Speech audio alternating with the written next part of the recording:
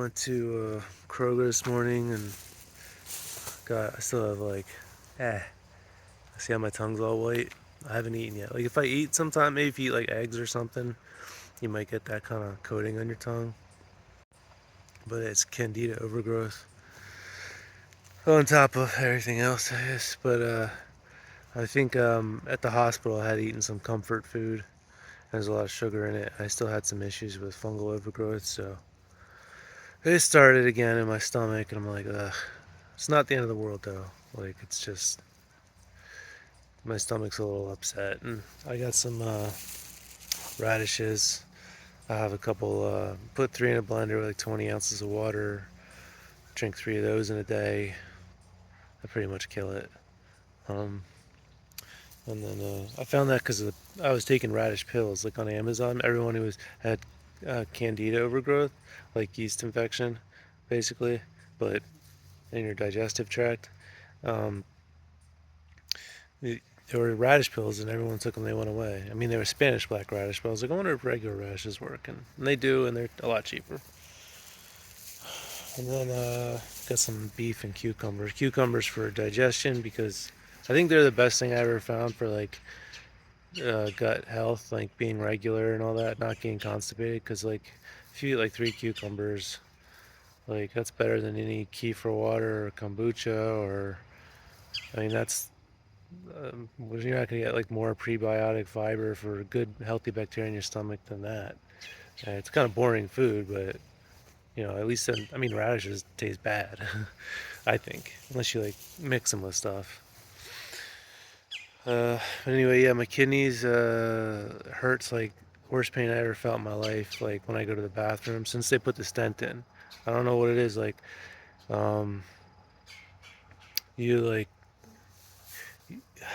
you get this pressure that starts to build in my right kidney when I go, and uh, and thankfully like on my dick, it's like it doesn't burn as much as it did because I think the wound on the inside of it would healed some, at least a little bit. It still burns, but thankfully not as much. But the kidney, like every time I go to the bathroom, it's horrible. So, on and I'm not just saying this. I'm saying this because other people might go through this and not know what to expect. But yeah, I'd say if you can avoid a stent, like the stent is worse. Like when I kidney stent, like even that big kidney stent didn't hurt as much. Like I had less pain overall when I didn't have the stent than when I do. Because like I'll go to the bathroom and then like for a half hour to 45 minutes, I'm like I can't hardly walk. I'm in so much pain. You know, it's so bad. Um, I mean, even if it's not worse, it's a side grade. Like you're switching around the pains, but you still have the same net amount of pain. And so it's like, and they're like, we got to get the, you know, stuff flowing, right? Because basically, you got the tube going down from the kidney to the bladder, and at the top of where that tube connects to the kidney, that's where the stone was. It was sitting in there, like imagine like holding up a garden hose and then sticking a golf ball on the top. Um, it's not in the hose; it's just sitting on top. And so the kidney's you're trying to pour water into the hose, and it goes like some gets in and goes around the ball or whatever, but most of it, it gets backed up, and then you have pain because your body will force it to go around that ball and go down the hole, but it'll hurt. So you get these contractions that really hurt.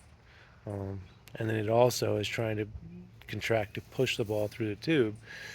But I don't know how that works, muscle contractions, or if the kidney itself is contracting. But I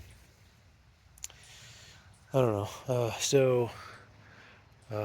But this morning I took a little hydrocodone, like 5 milligrams, and they gave me that at the hospital. And yesterday I didn't. They also gave me stuff for my bladder because when you have a stent go up through there, I don't know if it's like actually present in my bladder. Sometimes it feels like it is.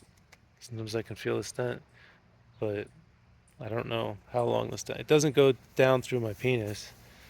Like that's fully flexible. I can move it. It's not in there. but it might go like from all the way from the kidney to the bladder. I don't know. Uh, so yesterday I didn't make. I drove around the hospitals, and I ended up going to two, and two other ones than the one I dropped that letter off, saying like, please help me. I'm pissing blood. I'm in terrible pain. Like, they could have at least warned me, like, yo, you got to get this stent, but it's gonna fuck your life up. Like it's gonna be real bad. Um, and you know, I was thinking like my life would be improved afterwards, but it's like a side grade, like I was saying. But and we could have scheduled last week for a urologist this week because it was a Friday. I was there all day, and they knew I needed to see a urologist all day. They knew that, and then we was like, yeah, you better schedule today because we're not going to schedule you. So I'm like, I'm in tremendous pain. I'm not thinking clearly. They're pumping me up with all these opiates. So yeah, so I have to schedule. I have to call around Monday because I'm just like I drive around and like I can't call a place. Like I've called everywhere, every hospital in Columbus, and I'm like, can you guys tell me at least if you have a urologist there that hypothetically, if I needed him for surgery, he exists or she exists, and they're like, oh, we can't tell you that. It's like, or they'll be like, yeah, we can accommodate all kind of problems, or we'll find a way to get you helped. I'm like, it's not answering my question. So I go to these hot because so I'm like I drove like 45 minutes down to Pickerington. I drove to um, what else? I went to Ohio Health. I went to one other one. I can't even remember. But I'm was waiting around and nothing. Like like I asked the nurse in the front, I asked registration. They're like, we can't tell you if we have someone like that that's available on the weekend. And like, only the doctor can tell you that. I'm like, right, so ask the doctor, moron. Like, they're just like I explain to people like all the shit I have to go through. Like I have to go there, I have to get checked in, I have to wait, I have to get admitted, I have to talk to the nurse, I have to do all the testing. Then I finally talk to the doctor after like an hour or 2 hours of actually going through. After that, and then the doctor has to go spend another hour like checking, sending messages out to people and checking, waiting to hear back and all that.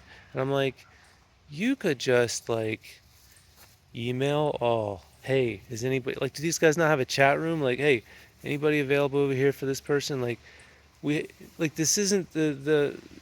I mean, we're not in the times of like riding around on horses sending letters to people, right? Like, we have technology, we have phones, we have email, chat. Like, just fucking find out. Like, I just don't understand it. Like, there's no excuse for it. People could tell me like, oh, but they have to, they're not always. There's no excuse to just find out, like, is this person on the clock at this location, or is there an on-call person who has availability? Because like in an emergency they suddenly know real quick if if like someone's dying, like that interventional radiologist that doesn't know like isn't available on the weekends is suddenly there. So it's like, okay, well, somebody called him. Right, somebody knows who's available and can quickly, very quickly identify that. And then have them show up to figure out like, oh, this person got shot. They need to figure out like where this person is, like, what vein or artery is cut on the inside. I don't know. As an example, I don't know how accurate, like if an interventional radiologist would be called or whatever, but you get the idea. So I'm just trying to. I mean, I have no money because I can't work, and I called Child and Family Services, and they're like, "Yeah, you're able-bodied," and I'm like, "Yeah, but like, I don't have sick days. Like, I can't work. I'm driving Lyft, and that's like $8 an hour after every all expenses, and it's a difficult job too. On top of that, because it's like it's exhausting. Like, I mean, I can go to the gym and play basketball continuously longer than I can drive a car. Like, I just get tired. I don't know. Something about driving just puts me to sleep. So I don't know how truck drivers do it. But yeah, so that's what's going on with me. I'm just gonna try to hang out, play some video games, just get through the day till tomorrow, and then I can make calls and just beg, just please get the damn kidney stone out of me, get this damn stent out of me, so I can feel good again. You know. and I got a job I found someone that wants to hire me for an actual job, and like they're like, we want you to start this week, and I was like, cool, bro. And then I get a kid. I'm like, yeah, I don't know if I'm gonna be there for like the first 2 weeks, so you know, and we'll see how that goes. Hopefully, I mean, he seemed like a cool guy and probably work out. But if anyone wants to help with groceries, yeah, that'd be great. Because I got no more money for food. That's the last of it. Thanks.